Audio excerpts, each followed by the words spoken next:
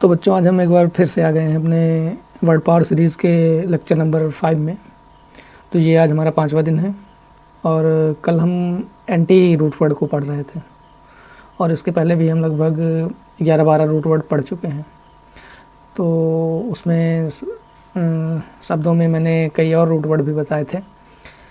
तो हमने 116 तक कर लिया था।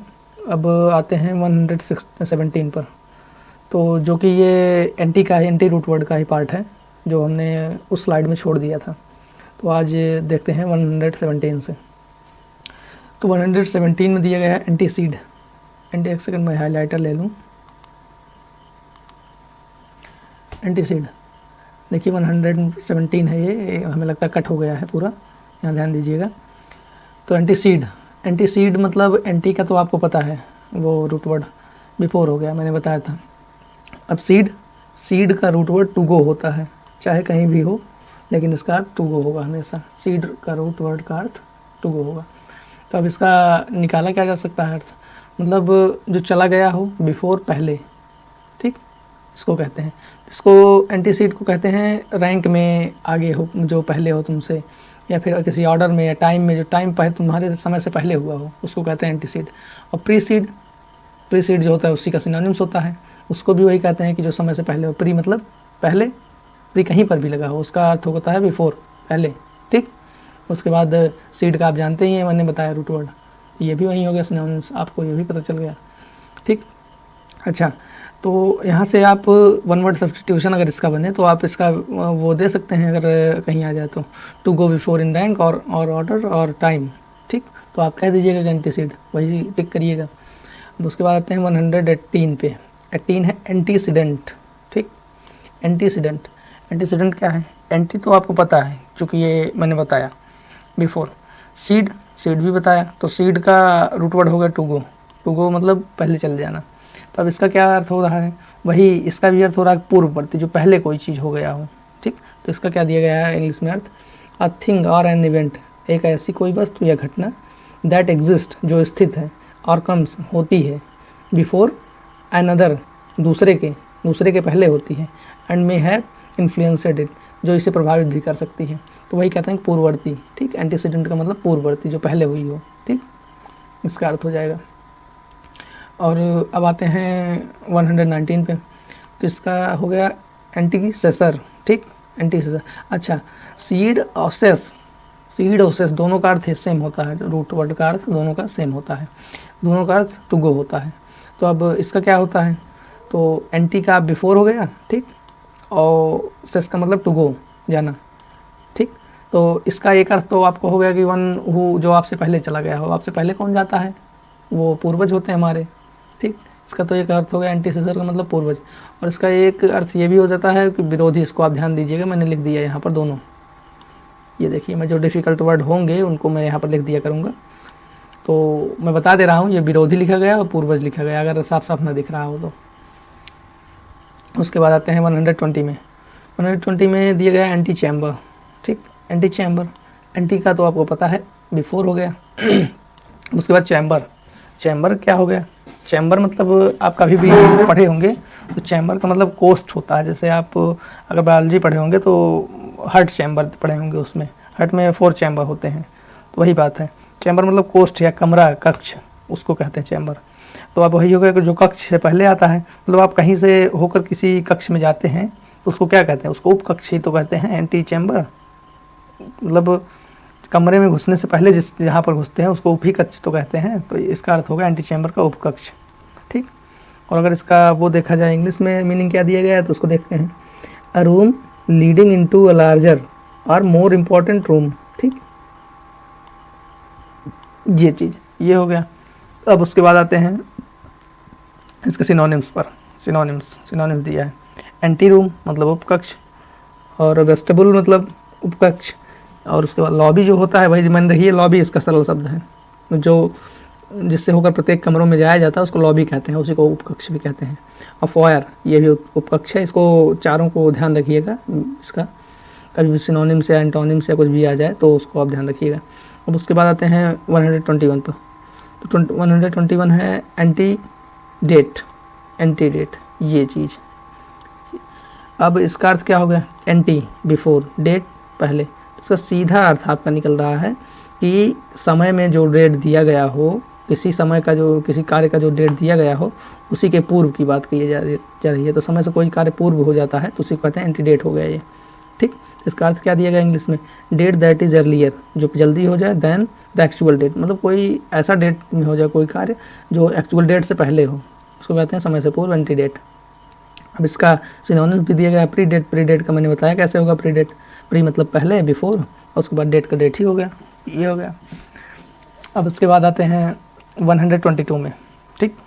122 में दिया गया एंटी डिलुवियम, ठीक, एंटी डिलुवियन। इसका स्पेलिंग याद रखिएगा, ये स्पेलिंग एरर में भी आ सकता है क्योंकि ये थोड़ा डिफ़िकल्ट स्पेलिंग है, इसको ध्यान रखिएगा।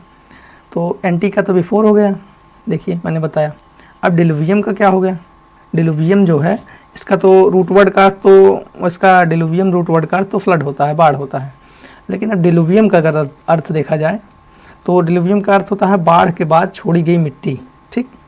देखिए मैंने यहाँ पर लिख दिया है, हमें लगता है आपको दिखाई नहीं दे रहा होगा, तो आप जब बुक खरीदिएगा तो उसमें लिख लीजिएगा, हमें लगता है हम छोटा लिख देते हैं ज़्यादा, ठीक। तो बाढ़ के बाद छोड़ी गई मिट्टी डिलुवियम का अर्थ होता है। तब यहाँ से इसका क्या अर्थ निकाल सकते हैं, बाढ़ के बाद छोड़ी गई मिट्टी और उसके पहले बिफोर लगा हुआ है, तो मतलब काफ़ी पुरानी, बाढ़ के बाद पहले तो बाढ़ आई, उसके बाद मिट्टी छोड़ी गई, उसके पहले की बात हो रही है, यानी काफ़ी पुरानी बात हो रही है, ठीक, ठीक है। तो इसका अर्थ हो गया कि बहुत पुराना, देखिए ये। और उसका सिनोनिम दिया गया है, ये यहाँ पर आप लिख लीजिएगा, हमें लगता है दिख नहीं रहा होगा। तो सिनोनिम्स इसका एक दिया गया एंटीक, और इसका एक सिनोनिम्स है प्री हिस्टोरिक, इसको आप ध्यान रखिएगा। आप न दिख रहा हो तो लिख लीजिएगा यहाँ पर, एंटीक और प्री हिस्टोरिक। एंटीक का स्पेलिंग है ANTIQUE और प्री हिस्टोरिक का PREHISTORIC, इसको ध्यान रखिएगा। अब उसके बाद आते हैं 123 में। 123 में एंटी मेरिडियन है।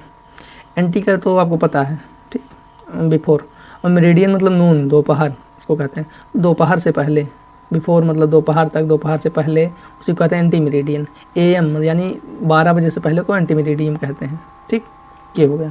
मेरिडियम को आपको ध्यान रखना चाहिए कि इसका रूट वर्ड का अर्थ क्या होगा। आप देखिए यहाँ से आपको ये पता चल गया कि AM का क्या मतलब होता है और PM का क्या मतलब होता है, ठीक। तो एंटी मेरिडियन, पास्ट मेरिडियन, ठीक, ये हो गया। तो उसके बाद अब आते हैं 124 पे। 124 में दिया गया एंटी मोर्टम। एंटी मोर्टम क्या हो गया, एंटी मोर्टम मतलब एंटी का तो आप बिफोर जानते हैं, उसके बाद मोट एक नया रूट वर्ड मिला। नया क्या मिला, मैं इसको पहले आपको बता चुका हूँ। मोट मतलब डेथ होता है, उसमें इमोर्टल में, इमोर्टल शब्द में मैं ये बता चुका हूँ, मोट मतलब डेथ होता है। तो ये एडजेक्टिव है, ठीक, एडजेक्टिव एडवर्ब दोनों है एंटी मोर्टम, ठीक। तो मोट मतलब डेथ, एंटी मतलब बिफोर, मतलब मृत्यु से पहले, ठीक। तो एंटी मोर्टम को जो होता है वो मृत्यु से पहले होता है, अकरिंग बिफोर डेथ, जो मृत्यु से पहले हुआ वो, उसको कहते हैं एंटी मोर्टम। और उसके बाद कहते हैं 125 में आते हैं। 125 में दिया गया एंटी नेटल। अब एंटी तो आपको पता है, लेकिन नेट एक नया रूट वर्ड आया। नेट मतलब जहाँ पर कहीं भी होगा, नेट या नेटी या फिर या नेटी, चाहे जहाँ कहीं भी हो, उसका अर्थ हमेशा बर्थ से होता है, जन्म से होता है, ठीक। तो एंटी नेटल मतलब जन्म से पूर्व, ठीक, ये हो गया।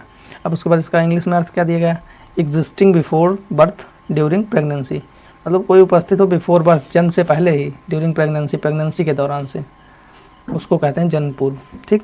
अब उसी को कहते हैं सिनोनिम्स इसका प्रीनेटल, जन्म पूर्व, ठीक। अब उसके बाद आते हैं 126। हाँ, 126 में दिया गया है कि एंटीरियर। एंटी का तो आपको पता है, देखिए एंटी मतलब बिफोर, और RIOR rear, rear is the root of front, ठीक, इसको ध्यान रखिएगा। Rear is the root of front, rear front का रूट वर्ड है, ठीक। तो अब इसका अर्थ क्या होगा, इसका अर्थ होगा पूर्व काल का, मतलब पहले का। तो अब इसका इंग्लिश में अर्थ क्या दिया गया है, एट और नियर द फ्रंट। एट और नियर द फ्रंट मतलब सामने का, पास का मतलब, लेकिन पूर्व काल का, पहले का, गुजर चुका है वो चीज़, उसको एंटीरियर कहते हैं। एंटीरियर मतलब सामने का और पूर्व काल का। और उसके बाद आते हैं, इसका एंटोनिम दिया गया है। तो एंटोनिम जो है इसका पोस्टीरियर, ठीक, पोस्टीरियर मतलब, एंटीरियर मतलब पूर्व काल का और पोस्टीरियर मतलब आगे के काल का, ठीक। और उसके बाद एंटीरियर देखिए यहाँ पर पूर्व काल का मैंने लिख दिया है, उसको ध्यान दीजिएगा, आप लिख लीजिएगा। यहाँ पर हिंदी में मीनिंग इसका नहीं दिया गया है, ठीक, आप इसको ध्यान दीजिएगा इंटीरियर का। अब उसके बाद आपको एक नया रूट वर्ड मिला यहाँ से, रूट वर्ड नंबर 12th में आया एपो। ठीक, एपो, एपो ध्यान रखिएगा। Apo is the root word of away from, ये हो गया, और इसका ओनली फ्रॉम भी होता है और ऑफ भी होता है और सेपरेट भी होता है, मतलब अलग करना। ठीक, ध्यान रखिएगा इसको। तो अब इसका क्या हो जाएगा अर्थ 127 का दिया गया है एफोरिज्म। ठीक, एपो तो यहाँ पर आपको फ्रॉम हो गया, ये जान लीजिए आप। और हॉरी, हॉरी एक रूट वर्ड आपको मिला है, इसका अर्थ होता है टू सेपरेट, मतलब अलग करना, कोई चीज़ अलग करना। तो अब इसका अर्थ क्या हो जाएगा, मतलब ऐसी कोई कहावत, मतलब ऐसी कोई स्टोरी, कोई फ्रेज जो अलग हो अपने, मतलब वो दिया कुछ गया हो, उसका अर्थ कुछ अलग हो। वही कह रहा है ना, फ्रॉम अपने रूप से अलग हो, सेपरेट, अलग हो। तो वही चीज़ एफोरिज्म का मतलब, जैसे कहावत आपको बोल दी गई है 9 2 11 होना, तो 9 2 11 होना में ये थोड़ी कहा गया है भाग जाना है, उसका रियल अर्थ तो भाग जाना है। तो वही वो अपने रियल अर्थ से अलग है, उसी को कहते हैं एफोरिज्म। यहाँ रूट वर्ड से आप उसको समझ सकते हैं। तो वही हो गया कहावत, तो इसका अर्थ हो गया कहावत, आप ध्यान दीजिएगा। और उसके बाद आते हैं इसके सिनोनिम्स पर। तो सिनोनिम्स है इसका एडेज, डिक्टम और मैक्सिम। ठीक, ये हो गया कहावत का। और अच्छा हाँ, यहाँ आप ये भी देख सकते हैं कि इसको आपसे वन वर्ड सब्स्टिट्यूशन में बोल सकता है कि ए short phrase that says something, ठीक, दैट सेज समथिंग ट्रू और वाइस। ठीक, तो आप इसको कहेंगे एफोरिज्म। एक ऐसा छोटा फ्रेज जो सत्य और किसी के बारे में सत्य और कहता है, तो उसको कहते हैं एफोरिज्म, कहावत। ठीक, और उसके बाद आते हैं 128। 128 में है एपोबायोटिक। ठीक, एपोबायोटिक दिया गया है। तो एपोबायोटिक में एपो तो आपको सेपरेट इसका पता होगा, देखिए यहाँ पर एपो मतलब सेपरेट, और बायो मतलब लाइफ, ये भी पता होगा। तो आप इसको ध्यान दीजिए कि इसका तो एक अर्थ ये हो जाएगा कि जीवन से अलग। ठीक, इसका अगर रूट वर्ड से इसका अर्थ निकालें तो इसका अर्थ ये होगा कि जीवन से अलग। तो इसका अर्थ ये दिया गया connecting to the change that diminishes the vital energy of tissue. ठीक, तो अब यहाँ पर कनेक्टिंग टू द चेंज, उस परिवर्तन से संबंधित, दैट डिमिनिशेस मतलब घटाना या कम करना होता है, DIMINISHES, डिमिनिशेस मतलब घटाना या कम करना होता है। इसको मैंने लिख दिया है, आपको दिख ना रहा हो तो मैं बोल रहा हूँ घटाना या कम करना, आप लिख लीजिएगा। द विटल एनर्जी, विटल मतलब महत्वपूर्ण एनर्जी, ठीक, ऑफ टिश्यू, ऊतकों को, ऐसा कोई परिवर्तन जो ऊर्जा को घटा दे, लाइफ को घटा दे, सेपरेट कर दे, कम कर दे, अलग कर दे। देखिए यहाँ पर बायो मतलब लाइफ और सेपरेट मतलब अलग करना या कम करना। ठीक, तो ऊतकों की एनर्जी या जीवन काल को कम कर दे, उस परिवर्तन को कहते हैं एपोबायोटिक। तो यहाँ से आपको समझ आ गया होगा। और इसका एक अलग अर्थ होता है, उसको मैंने यहाँ पर लिख दिया क्षमा याचना। ठीक, क्षमा याचना, एपोबायोटिक का मतलब क्षमा याचना भी होता है। अब उसके बाद आते हैं 129 पे। 129 है एपोकैलिप्स। ठीक, एपोकैलिप्स। तो एपोकैलिप्स में एपो तो आपको पता होगा। ठीक, एपो मतलब अवे, दूर, और उसके बाद कैलिप्स मतलब कवर करना। ठीक, अब जैसे कोई चीज़ दूर से कवर करी जा रही है, मतलब लाइव प्रसारण किसी का हो रहा है, तो अब तो आज मान लीजिए लाइव प्रसारण होता है, ठीक है, टेलीकास्ट होता है। और पहले के ज़माने में यही चीज़ है कि वो हुआ करती थी, कोई चीज़ सूचना देनी हो तो वो आकाशवाणी होती थी पुराणों में। ठीक, तो उसी को कहते हैं एपोकैलिप्स, मतलब कहा वो आकाशवाणी इसको कहते हैं। ठीक, या the destruction of the world, मतलब ये उसमें भी, आकाशवाणी में भी यही विनाश का ही संकेत दिया जाता था। तो इसमें भी वही हुआ है कि एपोकैलिप्स मतलब the destruction of the world. और इसका ये भी एक अर्थ हो जाए कहावत या आकाशवाणी, इसको ध्यान रखिएगा। डिस्ट्रक्शन मतलब विनाश होता है, मैंने यहाँ पर लिख दिया गया है ऊपर, इसको ध्यान दीजिएगा आप। ठीक, ये हो गया। और अब आते हैं 130 पे। हाँ, 130 पे। तो ये हो गया एपो सेंटर, इसको आप जानते होंगे। तो एपो मतलब दूर, सेंटर मतलब सेंटर हो गया। तो the point and orbit most distant from the centre of attraction, मतलब ऐसा कोई बिंदु जो ऑर्बिट से अत्यधिक दूरी पर हो, सेंटर ऑफ अट्रैक्शन के। ठीक, मतलब केंद्र से दूरी को एपो सेंटर कहते हैं। ये हो गया। उसके बाद एपोकोप कहते हैं। एपोकोप 131 एपोकोप है। एपोकोप आप ध्यान दीजिए, एपो मतलब फ्रॉम, कोप मतलब कट करना। कोई कट करना, मतलब जैसे कोई शब्द को कट करना, कोई शब्द को कट करके यूज करना, उसको कहते हैं एपोकॉप। जैसे कहते हैं इसमें दिया गया है a cutting off edge in letter afterward, किसी शब्द के अंतिम अक्षरों को काट कर उसको प्रोनाउंसिएट करना, उसको कहते हैं एपोकॉप। तो अब जैसे इसका एग्जांपल भी एक दिया गया है, तो एग्जांपल में दिया गया है when cup of T becomes cup T, मतलब जैसे कप ऑफ टी को एपोकॉप करके कप्पा टी बनाया जाता है, CUPPA, ठीक, इसको कप्पा टी भी कहा जाता है। ये हो गया एपोकॉप का। अब आते हैं 132 पे। 132 में दिया गया है एपोक्राइफा, ठीक, एपो का तो आपको पता है, ठीक, एपो का आपको पता है, फ्रॉम हो गया। अब उसके बाद क्रिप्ट भी आपको पता होगा। एनक्रिप्ट मतलब सुरक्षित शायद होता है। उसके बाद क्रिप्ट मतलब कोई चीज़ हिडन करना है, उसका रूट वर्ड होता है, ठीक, हिडन करना कोई चीज़, क्रिप्ट का रूट वर्ड का अर्थ होता है। तो आप इसको ध्यान रखिएगा, ये कहीं भी आए अगर क्रिप्ट तो उसका अर्थ हमेशा सीक्रेट होगा या तो फिर हिडन होगा, छिपा हुआ, ये समझ लीजिए। तो एपोक्राइफा का क्या अर्थ हो गया, मतलब अप्रमाणिक। कोई चीज़ अगर छिपी हुई है तो उसको कैसे प्रमाणिक मान सकते हैं आप। कोई चीज़ अगर प्रमाणिक होती है तो उसको सभी को, उस तथ्य को सभी को बताया जाता है। जैसे अब न्यूटन का नियम प्रमाणिक है तो उसको सब लोग जानते हैं जो पढ़ रहे होंगे, तो वो चीज़ है। तो इसी के लिए वो अप्रमाणिक है, जो चीज़ छिपी हुई है किसी चीज़ से। तो यहाँ पर लिया गया writing which are not consider to be genuine, ऐसी लेख जो नहीं माने जाते हैं, जेन्यून वास्तविक नहीं माने जाते, उसे अप्रमाणिक कहते हैं। ये हो गया, ठीक। और उसी का सिनोनिम दिया गया है क्वेश्चनेबल, ठीक। उसके बाद फेक, ये भी हो गया, मतलब क्वेश्चनेबल जिस पर क्वेश्चन किया जा सके, अगर अप्रमाणिक होगा तभी क्वेश्चन कर सकते हैं, नहीं तो अगर उसका प्रमाण भी दिए रहेंगे तो क्वेश्चन करने का मतलब ही क्या, ठीक। तो उसके बाद इसको आपको 132 जो दिया गया है, इसको आपसे वन वर्ड सब्स्टिट्यूशन में भी पूछ सकता है, तो आप उसको एपोक्राइफा बता दीजिएगा। ये हो गया। अब उसके बाद आते हैं 133 में। 133 में दिया गया है एपोडिक्टिक, ठीक, फिर नया रूट वर्ड आया आपको, एपो का फॉर्म हो गया, डिक्ट मतलब टू स्पीक, ठीक। तो अब कोई चीज़ बोलना, कोई चीज़ पहले से बोली गई हो, ठीक, डिक्ट मतलब बोलना, फ्रॉम मतलब से, ठीक, अवे, एपो मतलब अवे फ्रॉम हो गया, दूर से, पहले से कोई चीज़ बोली गई हो। तो कोई चीज़ पहले से अगर बोली गई है तो वो सुनिश्चित ही होगी, क्योंकि अगर कोई नोटिफिकेशन आ गया है किसी चीज़ का तो वो उस समय पर लगभग आना ही आना होता है उसको, वही चीज़ होता है। तो एपोडिक्टिक मतलब जो पहले से बोली गई है, यानी सुनिश्चित चीज़ें। तो अब इसका अर्थ क्या इंग्लिश में दिया गया है, प्रूव्ड एंड इनडिस्प्यूटेबल, मतलब जो कोई इसमें प्रूव्ड हो चुकी हो, इनडिस्प्यूटेबल हो, मतलब जिसमें कोई विवाद ना हो, उसको कहते हैं एपोडिक्टिव, यानी सुनिश्चित को एपोडिक्टिक कहते हैं। अब उसके बाद आते हैं 134 पे। 134 दिया गया एपोजी। एपोजी मतलब एपो का तो आपको रूट पता है, लेकिन जियो जो है ये अर्थ का रूट वर्ड है, कहीं पर भी जियो आ जाए। देखिए जैसे जियोग्राफी में आया तो जियो का अर्थ हो गया अर्थ, ठीक। उसके बाद ग्राफी जो होता है, ग्राफी का एक तो अर्थ होता है राइटिंग, उसके बाद एक अर्थ होता है अध्ययन, तो वही हो गया कि अर्थ का अध्ययन को जियोग्राफी कहते हैं, ठीक। यहाँ से आपको वो भी पता चल गया। तो इसी तरह जैसे रूट वर्ड आपको पता रहेंगे तो कोई नया शब्द भी मिलेगा तो आप बना लेंगे, जैसे मैंने जियोग्राफी बताया, ठीक। तो वही चीज़, तो रूट वर्ड से आप काफ़ी चीज़ें जान सकते हैं। तो अब एपोजी पे आ जाते हैं। एपोजी जो है ये एपो मतलब अवे, जियो मतलब अर्थ। तो पृथ्वी से दूर हो कोई चीज़, अवे फ्रॉम हो, दूर हो, तो ऐसा हाईएस्ट पॉइंट जो पृथ्वी से दूर हो तो उसी को कहते हैं चरम बिंदु। बहुत दूर हो कोई चीज़ तो चरम बिंदु कहते हैं।